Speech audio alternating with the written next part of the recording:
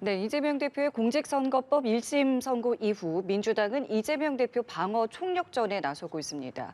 내부 전열 정비에 힘쓰는 한편 정권을 겨냥한 대여 투쟁 강도도 끌어올리고 있습니다. 민주당의 행보를 비판한 국민의힘은 이재명 대표 재판 지연을 막기 위한 TF를 구성하기로 했는데요. 관련 내용 포함한 정치권 이슈들 윤기찬 국민의힘 법률위 부위원장, 장윤미 전 더불어민주당 법률위 부위원장과 함께 짚어보겠습니다. 두 분 어서 오십시오. 네, 안녕하세요. 안녕하십니까? 예, 이재명 대표의 1심 선고 이후에 민주당의 비판이 계속되고 있습니다. 어제 최고위원회의에서도 프리젠테이션을 띄워서 법원의 어떤 유죄 판단에 대한 반박도 있었고요.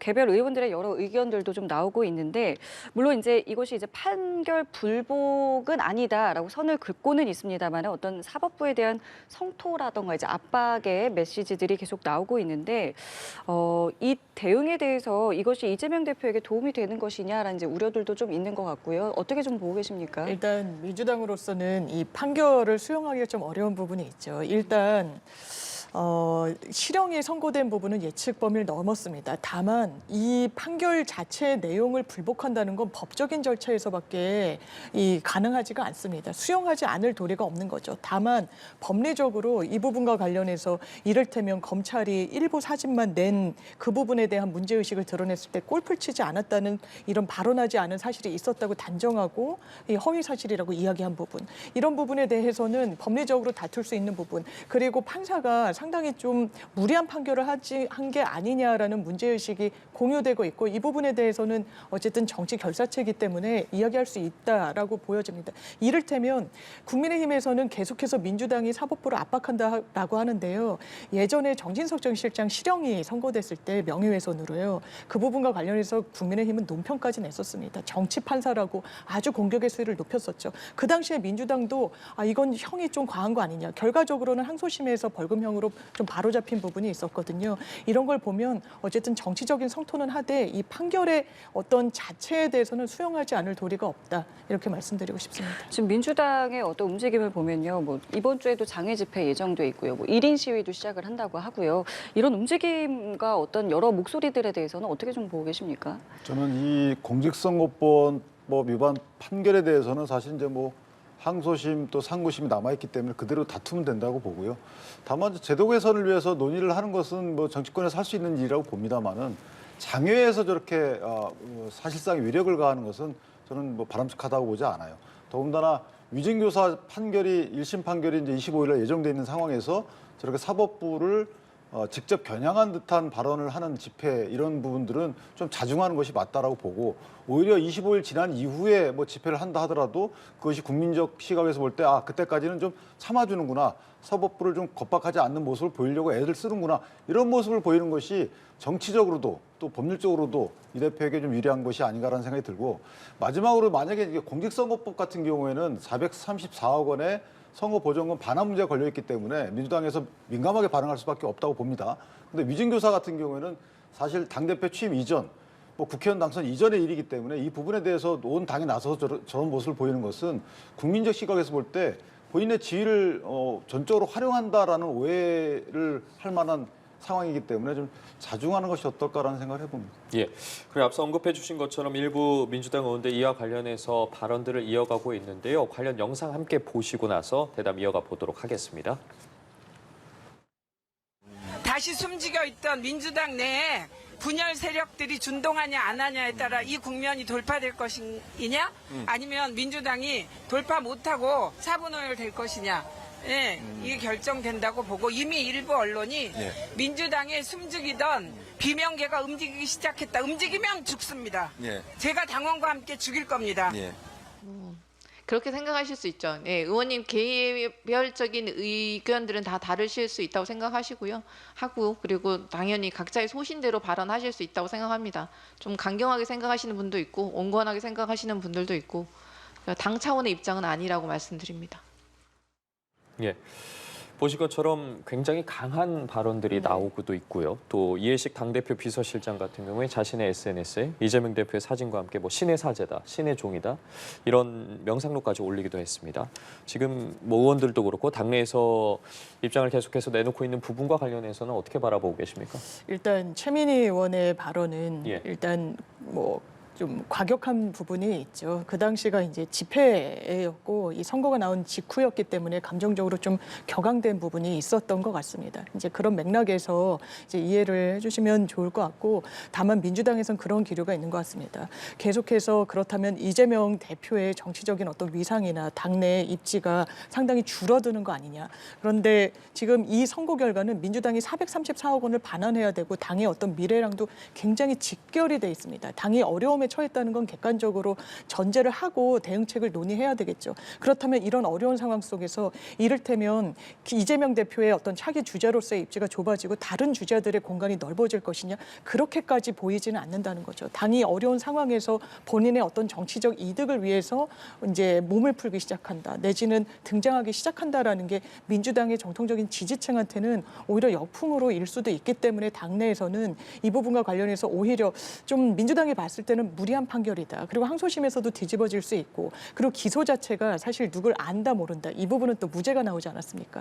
그러니까 유례가 없는 기소였고 정치 기소인 측면이 있다라는 그런 공감대가 있는 상황 속에서 오히려 이재명 대표 체제로 좀 결집하는 그런 양상으로 드러나지 않을까. 그리고 또 한마디 붙여서 말씀드리자면 장애 집회는 장애 집회고 이재명은 이재명, 김건희는 김건희인 겁니다. 장애 집회에서 모인 그 기치는 이재명 대표를 방탄하기 위한 게 아닙니다. 김건희 여사와 관련한 특검이 필요하다는 부분, 이 국민 여론을 지금 집권 여당이 수용하고 있지 못하죠. 야당이 그런 역할을 이런 어려운 국면에서 오히려 이게 장애 집회, 사법부 겁박으로 오인될 게 두려워서 하지 않는다면 그거야말로 직무유기입니다.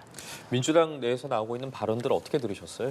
일단 그 집회 변호사님 말씀처럼 집회 명분 자체는 이제 특검 수용이죠. 특검 수용인데 명분은 그렇게 걸었는데 사실 거기서 나오는 발언 등을 보면 이재명 대표와 관련된 재판에 관련된 평 또는 사법부를 향한 간접적인 압박 이런 것들이 나와서 만약에 특검 수용이라는 그 명분을 되살리려면 그런 구호들을 좀 자중해야 된다는 생각을 갖고요. 이제 당내에서 민주당 내에서 보면 최민희 의원님 저런 말씀은 사실은 글쎄요, 뭐 이재명 대표 지키는 것이 대한민국 정치를 지키거나 민주당을 지키는 것은 아니거든요. 그럼에도 불구하고 저렇게 강한 센 발언을 하시는 이유는 지금 이재명 대표에 대한 피선거권 상실 1심형이 나왔기 때문에 당내에는 이제 상당히 파장이 클 것이다라고 본인 스스로 느끼는 겁니다. 예를 들면 뭐 여러 가지 판결 내지 그 형량, 검찰의 구형 이런 것들은 정치 판결이다, 정치 검찰이다라고 할 수 있지만 문제는 뭐냐면 확정되게 되면 피선거권이 없어지게 되죠. 그러니까 피선거권이 없어지는 분을 잠재적 대권주자로 모시고 당을 이끌어가는 것은 사실은 거의 불가능합니다. 그렇기 때문에 이런 정치적인 맥락들을 이해하시는 여러분 입장에서 보면 이재명 대표의 위상이 흔들릴 것이다. 그렇다면 그 흔들리지 않게끔 먼저 보위하는 것이 우선일 것이고, 그러게 저런 센 발언이 나오는 것인데, 사실은 개인적으로 보면 오히려 단합을 통해서 이재명 대표를 지키려면 조금 더 소프트하게 가는 것이 맞습니다. 이런 어려움 입장에서 마치 다양한 목소리를 하나로 포용하는 듯한 또 다른 가치를 내세우면 되는 거 아니겠습니까? 그런 측면에서 저런 센 발언 또는 누구를 차별적으로 해서 뭐 죽이겠다라고 하는 발언 등은 당을 단합을 오히려 해치는 것이 아닌가라는 생각을 합니다. 자, 이런 상황에서 국민의힘의 모습을 보면요. 한동훈 대표는 선거 이후에 메시지를 연달아 올리면서 공세를 이어가고 있고, 국민의힘에서는 이 재판 지연 방지 TF 구성도 예고를 했습니다. 2심 선고가 이제 석 달 안에 나와야 한다, 지연돼서는 안 된다라는 것인데요. 이런 움직임에 대해서는 어떻게 보고 계십니까? 일단 사법부는 법률적인 분쟁의 최후의 보루 성격이 있습니다. 여야 할 것 없이 뭐 여당에서는 민주당이 사법부를 겁박한다라고 하는데, 저는 이런 식의 정치는 상당히 좀 좋지 않다고 생각해요. 이를테면 재판 결과를 모니터링하면서 뭐 변호인을 교체하는 등 재판 지연을 하려고 하면은 적이 판단해서 뭐 조치를 취하겠다, 이렇게까지 국민의힘에서 이야기가 나오더라고요. 그러니까 사법부로서는 상당히 좀 부적절하다고 판단할 수밖에 없을 겁니다. 이를테면 이 형사재판에서 당사자죠, 이재명 대표는. 그리고 변호인 교체라는 건 본인의 권리 행사인 겁니다. 그것을 모니터링을 지속적으로 하다가 거기에다가 사법부와 관련해서 견제를 넘어가지고 뭔가 조치까지 취하겠다라고 하는 걸 사법부가 어떻게 받아들이겠습니까? 더더군다나 국민의힘에서도 생중계 이야기를 계속 하셨었는데 그거야말로 저는 사법부한테 대단히 좋지 않은 신호를 주는 거라고 생각합니다. 겁박이라고 말씀하시지만 사실 장애에서 모인다라고 해서 무죄를 유죄로, 유죄로 무죄로 하지 않습니다. 대한민국 사법부가 그런 정도의 주체가 아닙니다. 그런데 계속 견제를 넘어서 정치적인 이유로 사법부를 모니터링하겠다고까지 얘기하고 생중계를 종용한다? 보수 정당이 저는 이래서는 안 된다고 생각하고 사법부에 대한 존중이 좀 부족한 게 아닌가라는 생각이 듭니다. 예, 어떤 입장이십니까? 근데 개인적으로 보면 한동훈 대표가 저렇게 얘기한 배경은 있죠. 지금 민주당 이게 일반적으로 이 재판 기간을 보시면 알 수 있어요. 일단 1심 판결 공직선거법 같은 게 2년 2개월이 걸렸단 말이죠. 일반적인 사건의 거의 2배 이상이에요. 왜 그렇게 2배 이상 걸렸느냐? 보통 일반적인 사건은 재판부가 소송지휘권을 합리적으로 행사합니다. 그 소송지휘권에 대해서 또 피고인 등은 잘 따라요. 근데 유력 정치인의 경우에는 그게 잘 안 됩니다. 안 나오기도 하고 심지어는 뭐 국회 일정이 있다고 안 나오기도 하고 다른 거 같은 경우는 그런 일이 있을 수가 없어요. 근데 유력 인사 같은 경우는 그렇게 절차적 편의를 봐줄 수밖에 없는 압박을 느끼고 하게 되면 그럼 정치권에서 할 일은 뭐냐면 그런 압박을 상쇄시키기 위한 노력을 하는 것도 또 의무라고 생각을 합니다. 그러니까 재판부를 압박하는 것이 아니고 그런 여러 가지 잘못된 피고인의 절차적 편의를 요구하게 되면 그 요구에 대해서 국민께 이 요구가 잘못됐다고 알려야 되겠죠. 그러니까 재판부를 겁박하는 것이 아닙니다. 그런 요구를 기피 신청하거나 또는 뭐 재배당 요구하거나 이송 신청하거나 이런 것들이 재판 지연을 위한 것이다라고 국민께 알려주는 이런 적극적 조치를 하겠다는 차원이기 때문에 저는 오히려 재판부 입장에서 보면 잘못된 피고인 등의 이런 겁박을 상쇄시키는 이런 정치권의 역할로 이해해 주시면 될 것 같습니다. 예. 자, 여당 상황도 좀 살펴보도록 하겠습니다. 이런 가운데 친윤계로 분류되는 김민전 최고위원이 당 최고위원회의에서 한동훈 대표 앞에서 이 최근에 이제 당원 게시판 논란과 관련해서 당무 감사가 필요하다면서 압박에 나섰습니다. 그리고 장해찬 전 최고위원 같은 경우에도 한동훈 대표의 딸 명의도 여론 조작에 연루됐다는 의혹 제기에 나서기도 했는데 지금 여당 내 상황에 대해서는 좀 어떻게 바라보고 계십니까? 이 부분에 대해서는 한동훈 대표가 마침표를 좀 잘 찍어줘야 될 것 같습니다. 그렇지 않고 그냥 뭐 수사기관에 뭐 경과를 보겠다라고 하니까 의혹이 계속 꼬리를 물면서 가족이 했다, 딸이 했다, 뭐 심지어는 한동훈 대표가 일정이 없을 때 했다 여러 의혹이 나오고 있거든요. 이건 대단히 간단한 문제입니다. 왜냐하면 당원 게시판엔 아무나 접근할 수 있는 게 아니에요. 실명 인증을 받아야 됩니다. 당원인지 여부가 체크가 돼야 되죠. 그리고 휴대전화를 넣고 본인의 주민번호를 넣어서 아, 이 사람이 맞구나라고 해서 접근권을 주는 겁니다. 당에서는 다 그 명부를 갖고 있어요. 그렇다면 이게 익명으로 게시글에 올라오지만 실명, 이를테면 한동훈이란 세 글자를 쳤을 때는 한땡땡 이래서 다 올라온다는 거 아닙니까? 그러면 당에서는 이 명부를 갖고 있는데 지금 의혹이 이렇게 확산되기 전에 그러면 내가 아니다, 맞다, 우리 가족이 썼다, 아니다를 밝혀주면 되는 겁니다. 아니면 아닌 대로. 그런데 지금 경찰에서 서버 이걸 보존 조치가 나올 때까지 그대로 묵인하고 있거든요. 그러면 의구심이 더 커지는 거죠. 지금 한동훈 대표 측에서는 정당법 위반 말씀을 하시더라고요. 당원 명부가 공개되면 안 된다. 그런데 이건 당원 명부를 공개하라는 게 아닙니다. 당원 명부를 갖고 있는 당 차원에서 정확하게 인지 아닌지를 알려달라는 겁니다. 그러면 그걸 못하고 있는 상황에 대해서는 아예 뭔가 의구심이 계속 증폭될 수밖에 없다 이렇게 생각합니다. 예, 지금 이재명 대표 사법 리스크를 계기로 당정 또 당내에서 좀 화합이 이루어지지 않을까 이런 예측들이 많이 나왔었는데 지금 당내 상황은 좀 어떻게 바라보고 계십니까? 그러니까 당의 화합 문제하고 뭐 당의 진상규명 요구에 대한 대처 문제하고는 다르죠. 그러니까 사실은 저는 개인적으로 저 부분은 이제 사무총장이 여러 가지 루트를 통해서 조사하면 돼요. 다만 공개적으로 저걸 뭐 조사해라라고 요구하는 것은 적절하지 않다고 보고 지도부에서 비공개 회의 등을 통해서 사무총장의 보고를 받으면 됩니다. 그러니까 사무총장에게 지도부가 이러이러한 것을 왜냐하면 이제 게시판에 만약에 저런 명의 도용 문제가 있다 그러면 반드시 확인하고 재발 방지를 해서 노력해야 될 의무가 있는 거기 때문에 사무총장은 하루빨리 저 부분에 대해서 사실관계를 파악해서 파악되는 대로 지도부에게 보고하고 비공개로 지도부는 거기에 대해서 조치를 또 지시하고 이런 식의 마무리를 지어야지 다음 단계로 안 넘어가는 것인데 지금 마무리가 안 되고 있는 것이거든요. 따라서 공개 발언을 통한 요구는 저는 적절치 않다고 보지만 어쨌든 마무리 단계에서 비공개 조사 내지 보고를 통해서 일단락됐으면 좋겠다라고 하는 게 제 생각입니다. 알겠습니다. 자, 그리고 이재명 대표의 위증교사 사건 1심 선고는 이제 6일 앞으로 다가왔습니다. 다음 주 월요일에 있게 되는데요.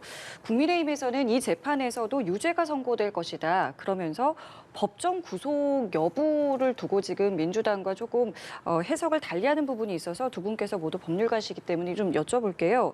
일단 국민의힘에서는 이렇게 이야기를 합니다. 작년 9월에 이제 이재명 대표의 체포 동의안이 통과됐기 때문에, 그리고 이 체포 동의안 안에는 이 위증교사 사건이 이미 포함이 되어 있기 때문에 회기와 상관없이 유효하다라는 것이 이제 국민의힘의 입장이고요. 민주당에서는 그렇지 않다라고 이야기를 하고 있는데, 이 사안을 어떻게, 이 유효성을 어떻게 좀 두 분께서는 파악하고 계시는지 먼저 좀 의견 여쭙겠습니다. 일단 한동훈 대표가 이 주장을 하시는데 법리적으로 상당히 맞지 않는다라는 생각이 듭니다. 이른바 이제 정파적인 주장을 하고 계시는 거죠.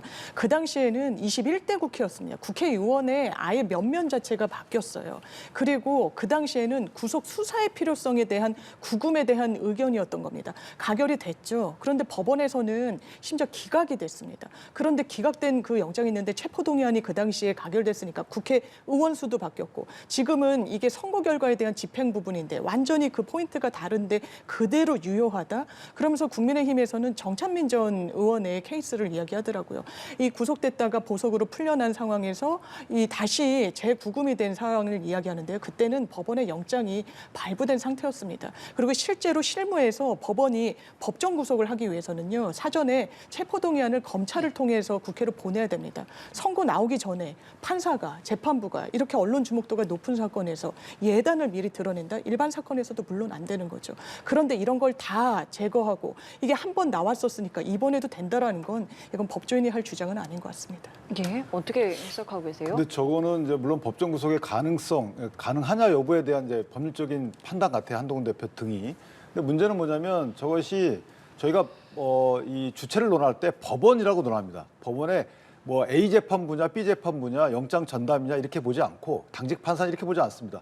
법원이 영장을 발부하는 거예요. 그렇다면 저희 그 인신구속에 관한 대법원 얘기를 보면 몇 가지 케이스가 나오는데, 자, 원래는 처음에 체포할 때는 체포동의안을 요구해서 국회에서 동의를 받아야죠. 그다음에 절차가 진행이 되는데 시차가 있는 경우가 있어요. 예를 들면 체포를 한 이후에 그때는 체포동의안을 받아야 됩니다. 그 체포영장을 법원에 발부를 해요. 그다음에 48시간 내에 구속을 할지 여부를 결정해야 돼요. 그럼 구속영장을 다시 신청합니다. 그럴 때는 법원이 별도의 체포동의 절차를 거치지 않습니다. 이런 48시간의 시차가 있죠. 그다음에 영장 실질을 보면 처음에 구인영장을 발부하는 거예요. 그 피고인을 데리고 올 수 있는 그 구인영장에 대해서 법원에서 체포동의 요구를 하는 겁니다. 그럼 구인영장에 대해 체포동의를 요구해서 가결이 되면 이제 구인영장을 발부해서 데리고 오는 거예요. 데리고 와서 만약에 영장 심사를 했는데 이 사람 구속할 필요성이 있어. 그럼 구속을 하죠. 구속영장을 별도로 발부합니다. 그때는 체포동의를 별도로 할 필요가 없어요. 이것도 시차가 있죠. 근데 만약에 여기서 기각이 돼요. 그럼 재판 회부가 됩니다.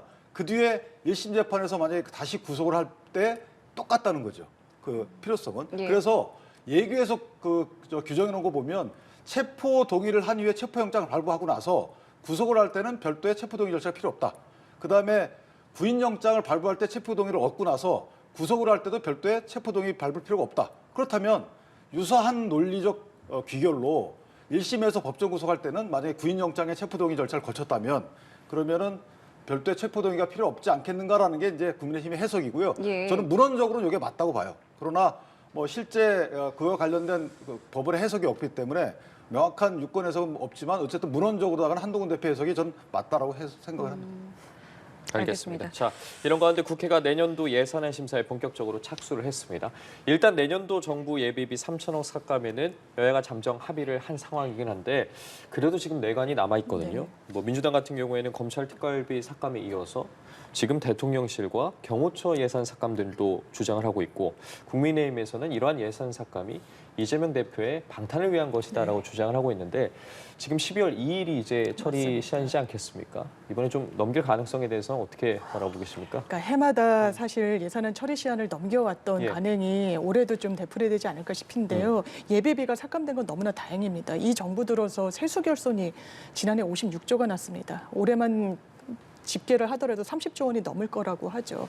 그런데 올린 증액한 예산들을 보면 검찰 특수활동비, 경호처 예산 올려놨다라는 겁니다. 심지어 검찰 포상비는 3배가 올랐습니다. 지금 검찰 국민의 이 신뢰는 받고 있습니까? 그러면서 또 대통령과 관련해서 수사가 진행 중인 공수처 예산은 줄였어요. 아까 예비비가 줄어서 다행이라고 말씀드린 건 예비비를 또 증폭해가지고 올려놨던 겁니다. 왜? 예비비는 국회에 견제를 받지 않거든요. 본 예산이 아니기 때문에. 이렇게 꼼수 예산을 정부가 편성하면 안 됩니다. 세수, 나라 곳간 지키고 있다라고 하지만요.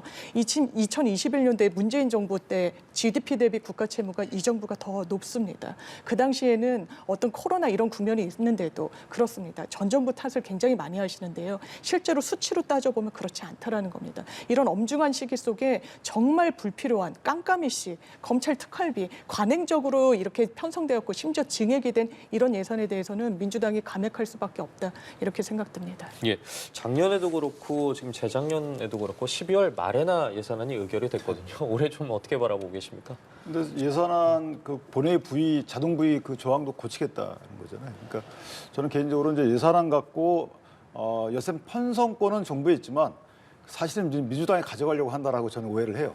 그리고 마지막에 보시면 알겠지만 예비비는 저렇게 삭감을 해놓고 나서 이제 본 예산과 관련된 이제 여러 가지 논의 과정에서 늘릴 겁니다. 분명히 민주당은 본인들이 원하는 쪽으로 많이 늘릴 거예요. 그래서 저는 정부의 재정이 안정화돼야 된다라는 민주당의 관점은 전 동의하지 않고 그런 식으로 가지는 않을 것이다. 그다음에 삭감한 내역들을 보면 사실은 이제 검찰 특활비 부분은 저는 이해가 돼요. 특활비 부분은 국민적 의구심이 있고 이 부분은 문제가 쭉 돼 왔으니까 거기에 대해서 삭감 논의를 하는 것은 저는 이해가 되는데 특정 업무 경비를 거의 전액 삭감했잖아요.